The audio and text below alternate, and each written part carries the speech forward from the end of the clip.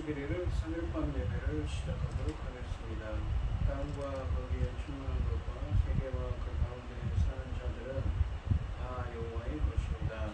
여호와께서 벽터를 바다 위에 세우시며 강물 위에 건설하셨도다. 여호와의 산에 오를 자가 누구며 그의 거룩한 곳에 설 자가 누구인가. 손이 깨끗하며 마음이 청결하며 뜻을 허탄한 데 두지 아니하며 오직 맹세하지 아니하는 자로다. 그는 여호와께 복을 받고 구원의 하나님께 의를 얻으리니 이는 여호와를 찾는 족속이요 야곱의 하나님의 얼굴을 구하는 자로다. 아멘. 저희들을 창세전에 특정하시고 여기까지 인도해 주신 주님 감사드립니다. 오늘 예배 가운데 인자해 주시고 예배가 신령과 진정으로 드려지는 예배가 되게 하여 주시옵소서. 이 모든 말씀 거룩하신 예수님의 이름으로 기도드리옵나이다. 아멘. 사고신경하신 우리 주님을 기도드리도록 하겠습니다. 전능하사 천지를 만드신 하나님 아버지를 내가 믿사오며 그분의 아들 우리 주 예수 그리스도를 믿사오니 이는 성령으로 잉태하사 인자녀 마리아에게 나시고 본디오 빌라도에게 고난을 받으사 십자가 못 박혀 죽으시고 장사한 뒤에 사흘 만에 죽은 자 가운데서 다시 살아나시며 하늘에 오르사 전능하신 하나님 우편에 앉아 계시다가 저희로서 산자와 죽은 자를 심판하러 오시리라. 성령을 믿사오며 거룩한 구회와 성도가 서로 교통하는 것과 죄를 사하여 주시는 것과 몸이 다시 사는 것과 영원히 사는 것을 믿사옵나이다. 아멘. 찬송가 28장입니다. 고개 두면 승리하사 찬송하게 하소서. 한량 없이 자비하신 증량할 길없도다. 천사들의 찬송하를 내게 가르치소서. 구속하신 그 사랑을 항상 찬송합니다. 주의 크신 온바가 이때까지 왔으니 이와 같이 천국에도 이르기를 바라네. 하나님의 꿈을 떠나 죄에 빠진 우리를 예수 구원하시려고 보혈 흘려주셨네. 주의 귀한 은혜 받고 일생 익진 자들의 주의 은혜 사슬되사 나를 주께 내소서. 우리 마음은 연약하여 범죄하기 쉬우니 하나님이 받으시고 천국임을 지소서. 아멘.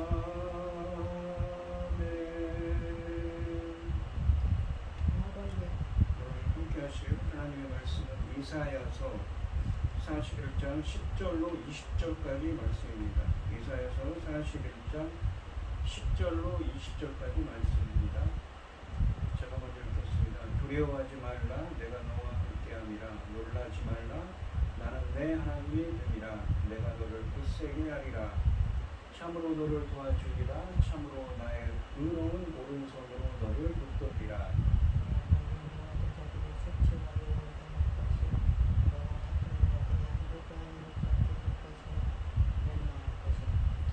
내가 찾아와도 너와 싸우던 자들을 만나지 못할 것이요 너를 치는 자들은 아무것도 아닌 것 같고 허무한 것 같이 보이니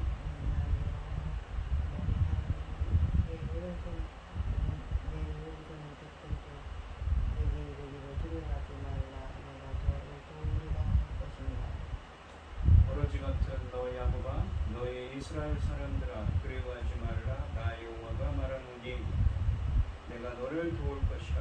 내 구속자는 이스라엘의 거룩한 이인이라.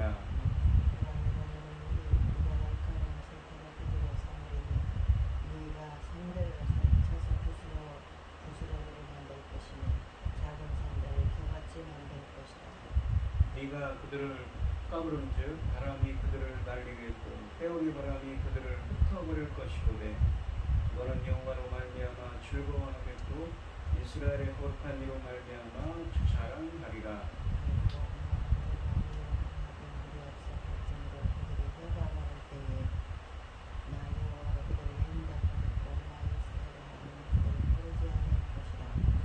내가 헐벗은 산에 강을 내며 골짜기 가운데 샘이 나게 하며 광야가 못이 되게 하며 마른 땅이 생근원이 되게 할 것이며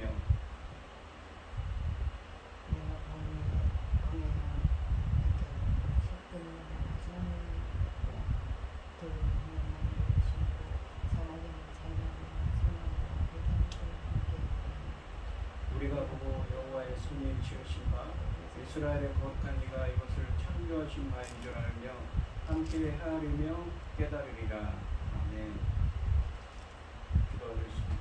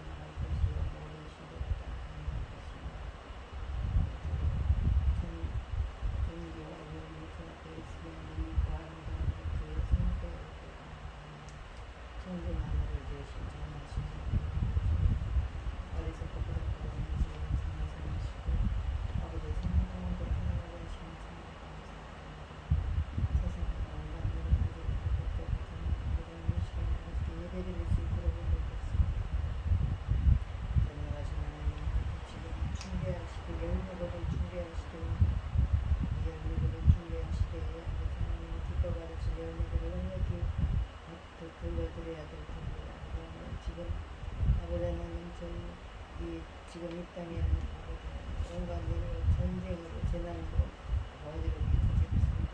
대한민국 저희 나라를 지켜주시옵소서.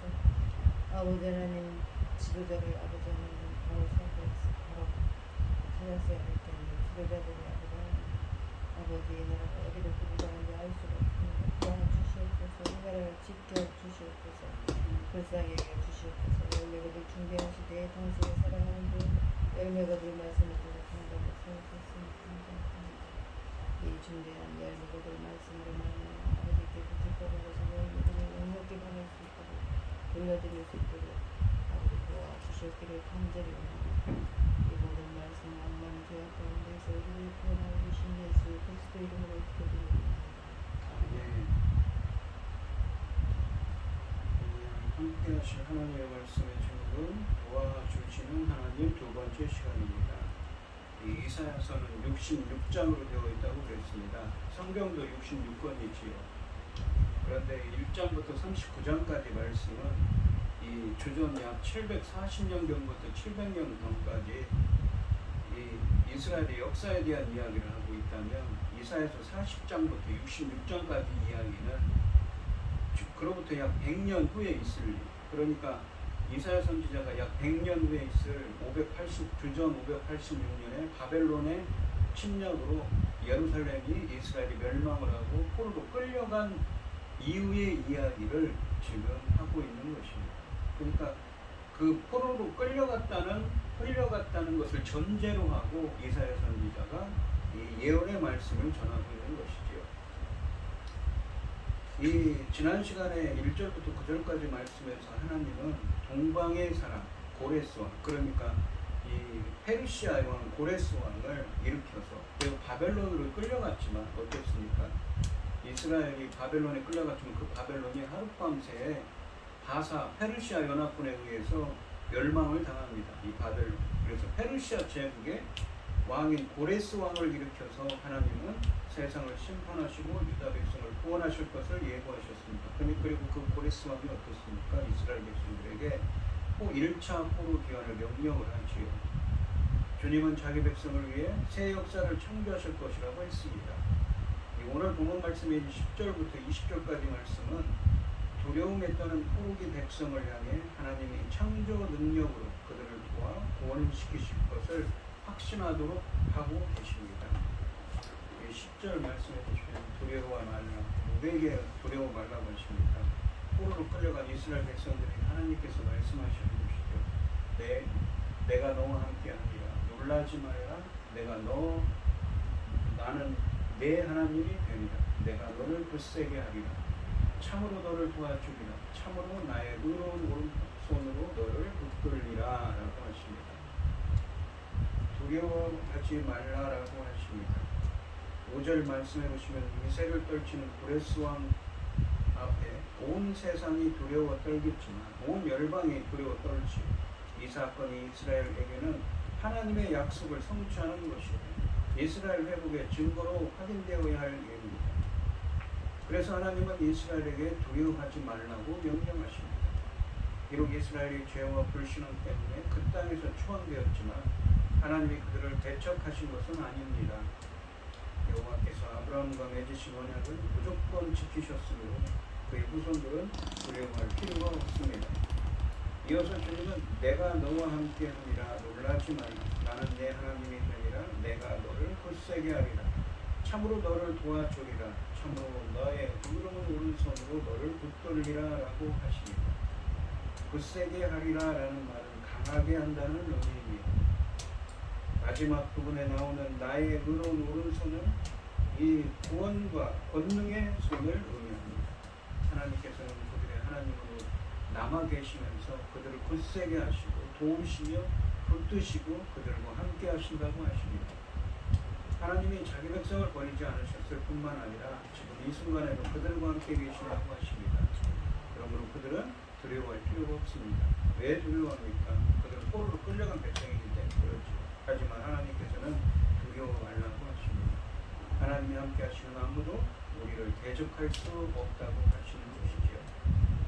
11절과 12절 말씀해 보시면 보라, 너에게 노하던 자들이, 너에게 진노하던 자들이 수치와 욕을 당할 것이요 너와 다투는 자들이 아무것도 아닌 것 같이 될 것이며 멸망할 것이라.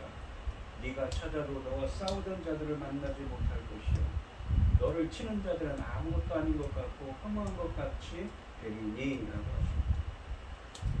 욕을 당할 것이다 라고 11절에 말씀하시는데 그 말은 부끄러움을 당한다는 의미입니다.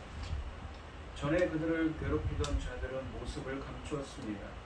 두렵고 떨려 도망간 것이지요. 간혹 대적하는 자들이 생긴다 해도 이스라엘은 그들을 쉽게 물리칠 것이라고 하십니다. 유다를 반대하던 나라들은 멸망할 것을 예언하고 계십니다. 그들은 수치를 당하고 멸망할 것이고 아무것도 아닌 것처럼 허무하게 될 것입니다.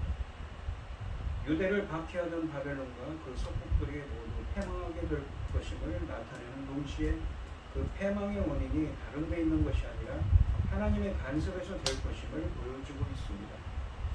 즉 이스라엘은 이제 하나님의 도우심으로 강해지는 데 반해 이스라엘을 억압하고 학대했던 열방은 하나님의 버리심으로 인해 약해진다는 것인데 대적들에 대한 저주가 4번이나 반복됨으로써 상대적으로 이스라엘에 대한 하나님의 은혜가 강조되고 있는 본문입니다. 다시 말하면 너에게 노하던 자들, 너와 다투는 자들, 너와 싸우던 자들, 너를 치는 자들 등은 모두 상대적으로 하나님의 은혜를 강조하는 것입니다. 실제적으로 고레스에 의해 바벨론을 비롯한 유다의 대적들이 사라졌습니다. 에스라서 1장 1절에 보시면 고레스 왕의 칙령 후임에 유대인들은 제국의 도움과 허락 아래에서 다시 이스라엘을 재건할 수 있었습니다. 13절 말씀해 보시면 이는 나 여호와 너의 하나님이 너의 오른손을 붙들고 네게 이르기를 두려워하지 말라. 내가 너를 도우리라 하실 것임이니라 라고 하십니다. 이 같은 의미의 말씀이 13절에도 반복이 되죠. 11절과 12절 말씀과 같은 결과가 일어나는 것은 바로 하나님의 도우심, 또 하나님이 너의 오른손을 붙들고 너를 도우시기 때문이라고 하십니다. 그러니까 하나님께서 페르시아의 고레스 왕을 일으키셔서 이 호레스 왕을 통해서 그들을 돌아오게 하고 구원할 것이라는 것이지요. 이스라엘이 패배할 수 없는 이유는 바로 하나님의 오른팔이 그들을 돕기 때문이라고 하십니다. 주의 백성을 대적하는 자들은 도무지 승리할 수 없는 무모한 싸움입니다. 이처럼 놀라운 능력의 하나님이 함께 하시는데 주의 백성은 왜 자주 절망하고 실패하는 것일까요? 사실 주의 백성이 세상에서 승리하는 삶을 사는데 가장 큰 걸림돌이 되는 것은 대적들이 아니라 패배감과 좌절에 휩싸이기 쉬운 자기 자신인 경우가 많습니다. 건강한 자아상과 세계관은 신앙생활의 필수 조건들일 뿐만 아니라 승리하는 삶의 원동력입니다.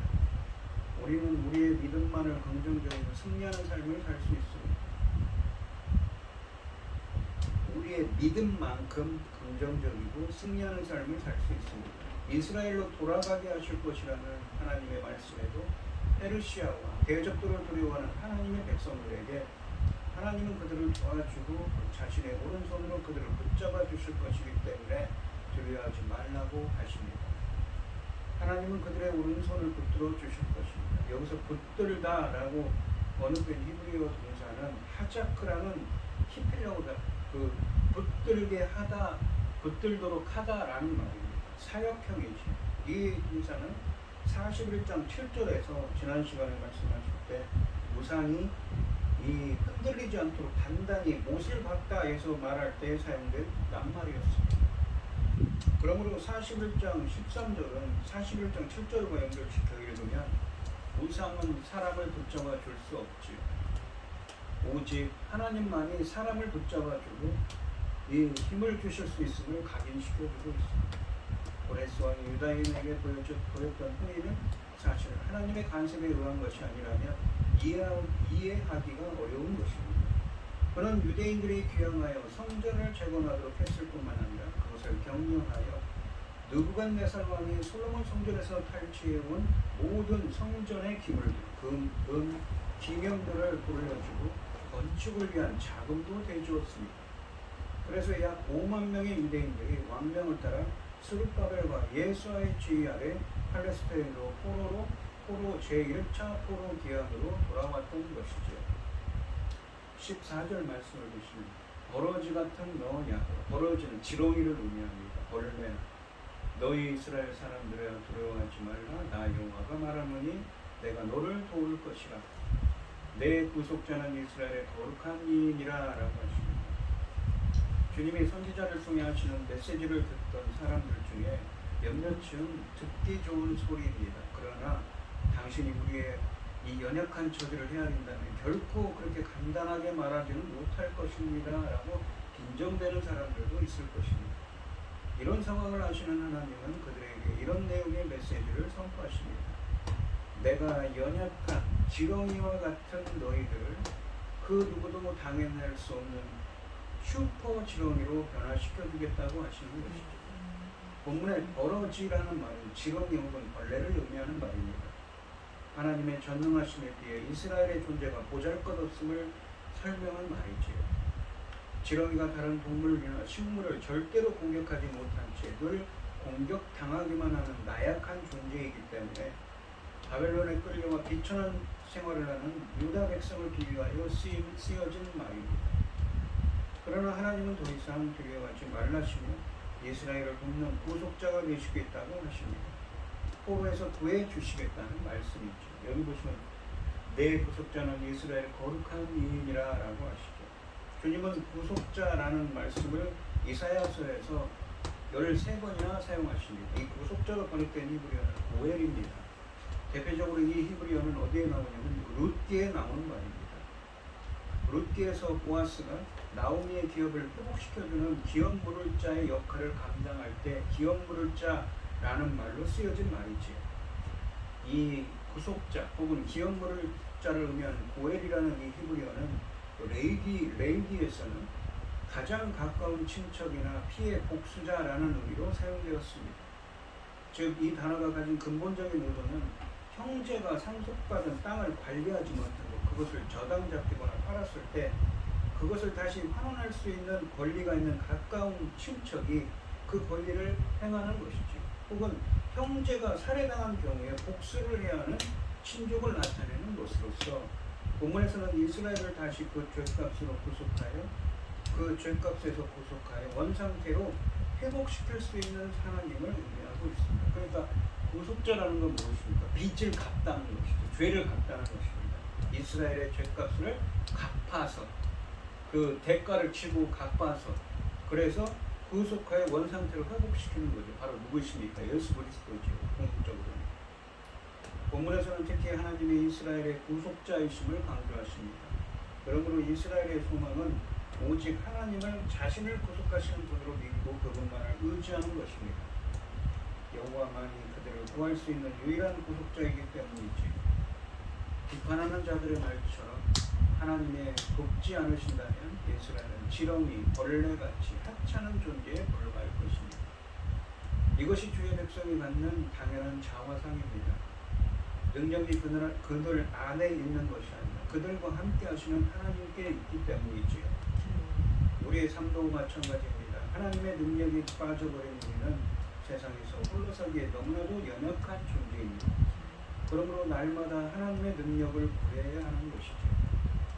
15절 말씀을 보시면 보라 내가 너를 이가 날카로운 새 타작기로 삼으리라. 타작기가 무엇입니까?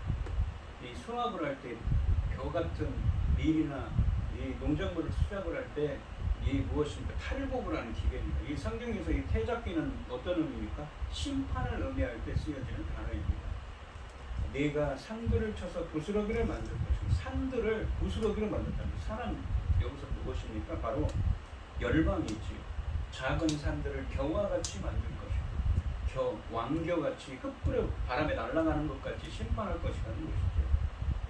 상반절에서 하나님은 이스라엘을 이가 날카로운 새 타작기로 삼으실 것이라고 하십니다.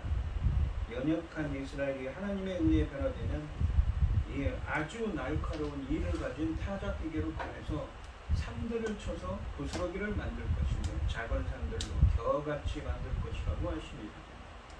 주님은 이미 40장 말씀에서 열방을 산들에 비교한 적이 있습니다. 세상의 나라들을 산들에 비교했습니다.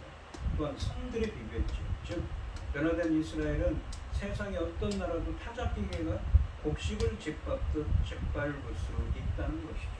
하나님께서 지금은 지렁이 같은 이 이스라엘이지만 하나님께서 타작기계로 만든다고 하시죠. 이 심판의 하나님의 도구가 되는 것입니다. 16절 말씀해 보시면 네가 그들을 까부른다는 것은 무엇입니까? 마치 곡식을 탈곡할 때 이 무엇입니까? 껍질은 벗기고 벼에 벽시가 있으면 벼가 있으면 도정을 할 때 이 껍질은 벗겨 나가고 알맹이만 남죠. 까부른다는 표현이 그런 것입니다. 심판을 의미하는 말이죠. 바람이 그들을 날리겠고 회오리 바람이 그들을 흩어버릴 것이거든요. 무엇을 흩습니까? 산들이 부스러기로 겨로 만든다는 거죠. 그거를 바람에 회오리 바람에 흩어져 나가가요. 가볍기 때문에. 너는 여호와로 말미암아 즐거워하겠고 이스라엘의 거룩하는 이로 말미암아 자랑하리라. 이런 하나님의 타작기계로서에서 그런 심판을 행할 때 하나님 여호와로 인해서 하나님을 감사하게 되고 하나님께 즐거워하게 될 거라고 말씀하십니다. 이스라엘이 하나님을 의지하고 그분의 손에 붙들리기만 하면 그들이 두려워하는 적들은 바람에 나는 겨처럼 사라져 갈 것이라고 하십니다. 이스라엘의 산들을 그러니까 대적들을 까불면 이 바람이 그 가루를 날려버리고 회오리 바람이 그것들을 흩을 것입니다. 그러나 이스라엘은 하나님으로 인해 기뻐하며 하나님을 찬양하게 될 것입니다. 원수들이 힘없이 사라져가는 날 이스라엘은 그들의 하나님 여호와와 함께 즐거워하며 주님만을 기뻐할 것입니다. 드디어 자신들의 승리가 하나님의 능력에서 비롯된 것임을 깨달을 것이기 때문입니다. 우리 모두가 꿈꾸는 날이 바로 이런 것이죠. 즉 하나님의 능력으로 이 승리하는 날이 올 것이기 때문에 지금은 비록 지렁이와 같은 너희들이지만 두려워하지 말라고 하시는 것이죠. 매우 하나님께서 힘이 되어주실 것이기 때문인 것이죠. 하나님은 두려움에 떠는 야곱을 버러지라 부르고 그들을 강한 타작기로 만드실 것이라고 말씀하셨습니다. 단순히 그들을 붙잡고 힘을 주어 하나님의 계획을 이루는 데 그치는 것이 아니라 그들을 강력한 타작기로 만들어 세상에 감당하기 어려운 강한 존재로 만드실 것이라는 은혜의 말씀입니다. 이 놀라운 변형의 근거는 그들의 공로가 아니라 거룩한 하나님이 그들의 구속자가 되신다는 사실에 기인된 것입니다.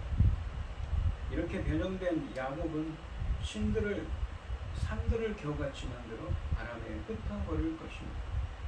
15절 말씀에서 산들을 겨와 같이 만들 것이다 라는 말씀은 유다 포로 공동체를 가로막는 큰 산인 열국이 초계와 같이 흩어질 것이라는 신학적 의미를 담고 있습니다. 앞에 40장 24절 말씀에서 하나님은 세상의 귀인들과 사사들, 왕들을 초계와 같이 만드신다고 말씀하셨습니다. 이런 초계와 큰 겨라고 했죠. 초계, 겨와 겨의 이미지를 사용하여 포로기의 유다 공동체가 하나님의 계획을 따를 때 그들을 방해하는 열국이 초계나 겨같이 사라질 것을 예고하여 그들에게 용기를 불어넣어주고 있습니다. 사실 포로기의 바벨론으로 대변되는 열국은 힘이 강력한 기계 같고 유다는 그들 앞에서 힘없는 지푸라기에 불과했습니다. 하지만 하나님의 계획을 따를 때 열국과 유다의 운명이 역전되고 유다가 열국을 물리치는 강력한 존재로 부상하게 될 것입니다. 여기서 4장 6절과 7절 그리고 11절과 13절 말씀해 보시면 종말에 연약한 이스라엘이 강력한 녹급을 가진 소가 되어 타작마당에서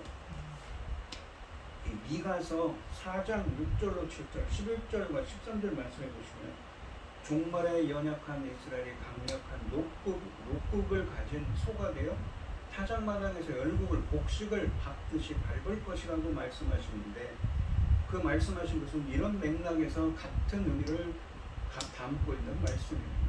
이때 유다는 아브라함의 자손답게 여호와의 종이 되어 하나님의 계획을 이루는 도구가 될 것이라고 하십니다.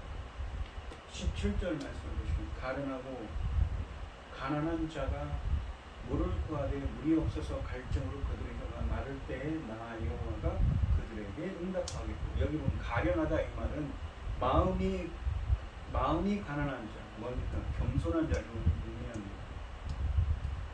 그들이 물이 없어 갈증으로 그들의 혀가 마를 때에 하나님께서 그들에게 응답하겠고 나 이스라엘의 하나님이 그들을 버리지 아니할 것이라 라고 하십니다. 17절과 18절 말씀은 포로 생활로 고통받는 이스라엘을 버리지 않고 회복시킬 것을 말씀하고 계십니다. 주님은 아직도 회복되지 설득되지 않은 사람이 있을까 해서 한 번 더 하나님이 이스라엘에게 주실 수 있는 변화에 대해 선언하고 계십니다. 여호와께서는 14절로 16절까지 말씀처럼 이스라엘을 변화시킬 뿐만 아니라 그들의 거주하는 땅의 자연적 환경도 변화시킬 것이라고 17절 이후의 말씀에서 증거하고 계십니다. 하나님은 메마르고 생산성이 없는 땅을 풍요롭고 기름진 땅으로 변하게 해서 주의 백성이 풍요를 누리고 살 수 있도록 하실 것이라고 하십니다. 17절 말씀해 보시면 매우 절박한 상황에 처한 사람과 환경을 묘사하면서 시작합니다. 17절에서 이스라엘은 가련하고 가난한 자로 표현됩니다. 포로 생활로 어떻습니까? 이 고통을 받고 있기 때문인 것이죠. 그들이 물이 없어 갈증으로 그들의 혀가 마를 때에 그들의 기도에 응답하신다고 하십니다. 하나님은 그의 자녀들을 버리지 아니하시고 구원하신다는 말씀입니다. 사람들은 마실 것이 없어 혀가 타들어가는 갈증에 시달립니다. 하나님은 결코 자기 백성을 버리지 않을 것이라고 하십니다. 이러한 의지는 백성 중 가장 연약한 자들인 가련하고 겸손하고 비천한 자, 빈궁한 자들, 가난한 사람들까지도 구하시는 데서 역력히 드러나고 있습니다. 하나님은 잘나고 유능한 사람들만 구원하시는 것이 아니라 가장 연약하고 겸손하고 비천한 자들도 구원하십니다. 가련한 자와 가난한 자는 구약 성경에서 자주 쌍으로 나오는 단어입니다. 물질적인 빈곤함뿐만 아니라 아무런 권세나 힘이 없는 사람들을 의미합니다. 그래서 이 사람들은 하나님의 은혜를 구하는 자들이죠. 여기서 가련하고 가난한 자는 1차적으로 포로 생활을 하는 이스라엘 사람들을 의미하지만 확대 해석하면 심령이 가난한 자, 하나님의 은혜를 구하는 사람 겸손한 자를 의미한다고 볼 수가 있습니다. 하나님은 세상에서 가장 쉽게 무시되고 짓밟힐 수 있는 사람들의 필요까지도 채워주시며 은혜를 베푸시는 분이십니다. 18절 말씀해 보시면 내가 헐벗은 산에 강을 내며 골짜기 가운데 샘이 나게 하며 광야가 못이 되게 하며 마른 땅이 샘근원이 되게 할 것입니다. 광야가 무엇인가? 물이 산에 헐벗은 산에 강을 내고 물이 많아져. 광야가 메마른 광야에 물을 무엇입니까? 풍부하게 하신다고 하십니다. 산은 메말라서 생기가 없습니다. 이런 상황에서 하나님이 이들에게 물을 주신다고 하십니다. 단순히 비를 내려 그들의 갈증을 해소해 주시는 것이 아니라 그들의 타는 목마름을 영원히 해결할 수 있는 샘과 강을 주시는 것입니다. 그러므로 메말랐던 광야가 못이 되고 마른 땅이 샘의 근원으로 변합니다. 자연히 광야는 꽃밭이 될 것이요 마른 땅은 풍요로운 땅으로 변할 것입니다.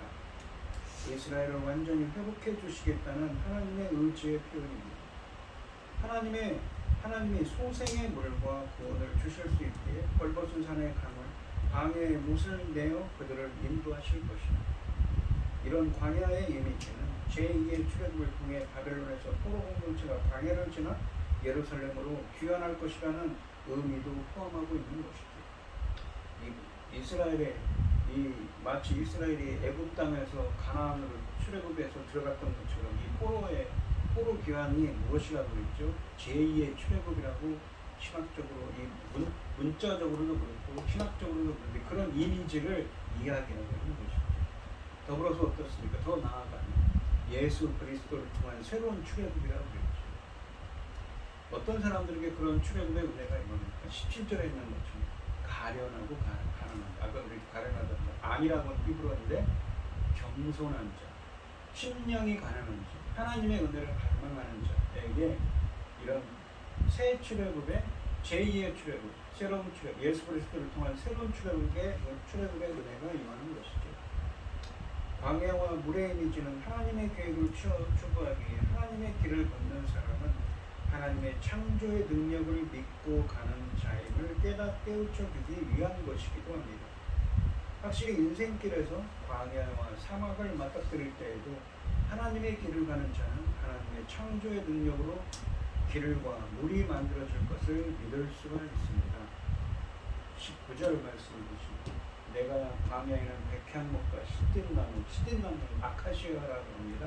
화석류와 들감람나무를 심고 사막에는 잣나무와 소나무와 황양목을 함께 광야와 사막에 이렇게 나무들을 심고 두게 한다고 하십니다. 둔다고 하십니다. 하나님의 계획은 새로운 창조 질서를 만들어서 하나님 나라를 완성시키려는 목적이 있습니다. 그래서 광야에 백향목, 시딘나무, 화석류와 들감람나무, 잣나무, 소나무, 황양목이 심겨질 것이라고 하십니다. 이 나무들은 모두 시리아와 레바논과 팔레스타인에서 자라는 나무들로서 이 나무들이 심겨진다는 것은 황폐화된 광야처럼 변한 가나안 땅이 이스라엘이 에덴 동산처럼 재창조될 것이라는 암시를 담고 있습니다. 하나님의 계획을 따르는 자는 창조 질서의 회복을 통해 하나님 나라의 중심본이 에덴 동산에서 안식을 누리게 된다는 메시지를 여기서 읽을 수가 있습니다. 오직 하나님의 전적인 은혜로 이스라엘이 복된 나라로 회복된다는 것이지요. 20절 말씀을 보시면 우리가 보고 물이라는 건 누군가 이스라엘 귀환한 이스라엘 백성들이죠. 앞으로 그렇게 될 거라는 거죠. 그 이스라엘 백성들이 보고 여호와의 손이 지으신 바 여호와의 손이라는 권능을 의미합니다. 권능의 손이죠. 주님의 권능의 손이 지으신 바에 창조한 바에 이스라엘의 거룩한 이가 이것을 창조하신 바인 줄 알고 함께 헤아리며 깨달으리라. 그것을 하나님께서 새로운 창조를 통해 이루신 일이라는 그것을 보고 깨닫게 된다. 깨닫다는 것은 명철하게 통찰력을 얻다. 명철에 관한 이 히브리어입니다. 이 앞에서 말한 이 일련의 모습들이 실현될 때 그것을 보게 된 많은 이스라엘 사람들이 그 모든 일들이 여호와 하나님께서 이루신 것임을 알게 된다는 것입니다. 실제로 바벨론의 멸망 이후에 이스라엘의 회복에 대해서 역대하 36장 22절과 에스라 1장 1절에서는 고레스 왕이 내린 칙령이 하나님께서 그가 하신 예언을 이루려고 역사하신 것이라고 기록하고 있습니다. 하나님이 이 모든 변화를 이루시는 이유는 사람들이 이 일들을 보고 하나님이 하신 일임을 깨닫게 하기 위함이라고 하십니다. 여기서 깨닫다라는 말은 하나님의 창조 능력으로 영적인 변화가 일어났음을 의미하고 있는 것이죠. 그러나 또 영적인 깨달음을 주신다고 하시는 것입니다. 오늘 본문 말씀을 보시면 바벨론의 포로로 끌려가 고통스러워하는 자기 백성을 위해 창조의 능력을 발휘하셔서 메마른 땅에 물을 내시고 황량한 땅을 숲이 우거진 목토로 바꾸실 것이라고 하십니다. 삶이 바벨론의 포로로 사는 것처럼 고달프고 광야를 지나는 것처럼 황폐할지라도 하나님의 창조의 능력을 발휘하시면 물된 동산처럼 아름답게 변할 것입니다. 오늘 이 시간 바벨론의 포로 되었던 이스라엘을 도와주신 것처럼 우리의 도움이 되어주시고 나의 도움이 되어주시고 창조의 능력으로 제 삶을 붙들어 주시는 은혜가 함께 하시기를 주님의 이름으로 축원드리겠습니다.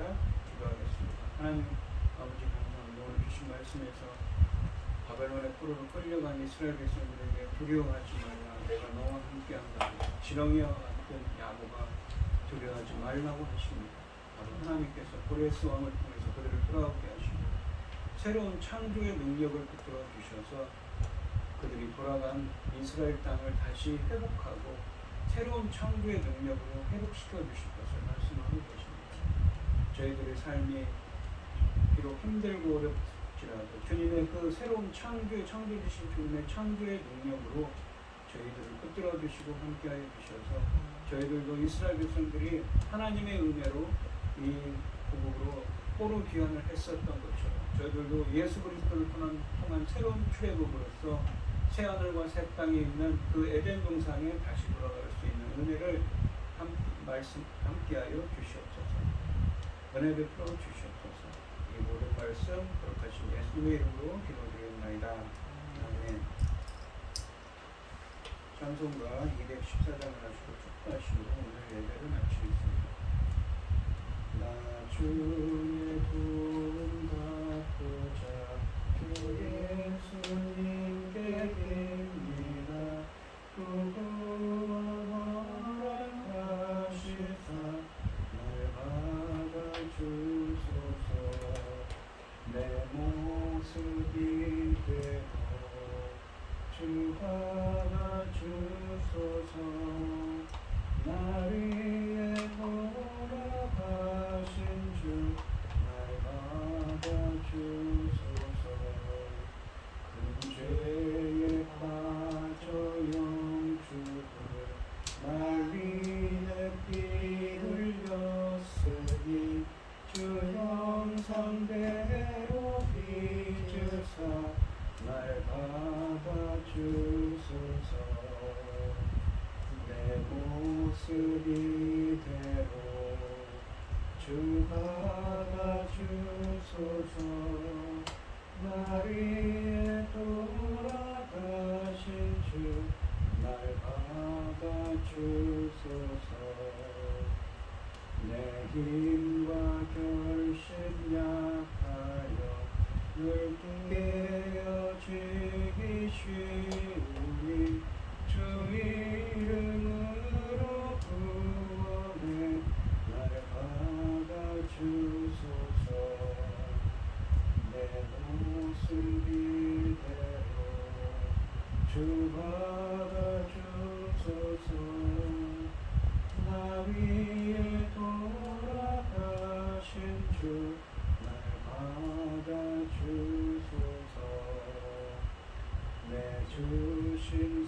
내 주님 서신 발 앞에 나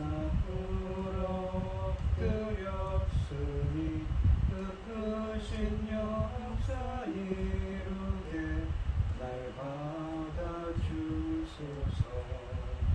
내 모습 이대로 주 받아주소서. 날 위해 돌아가신 주 날 받아주소서. 주소서. 아멘. 이제는 주 예수 그리스도의 은혜와 아버지 하나님의 극진하신 사랑과 성령의 교통하심이 성도들 머리머리 위에 이제로부터 영원히 함께 있을지어다. 아멘.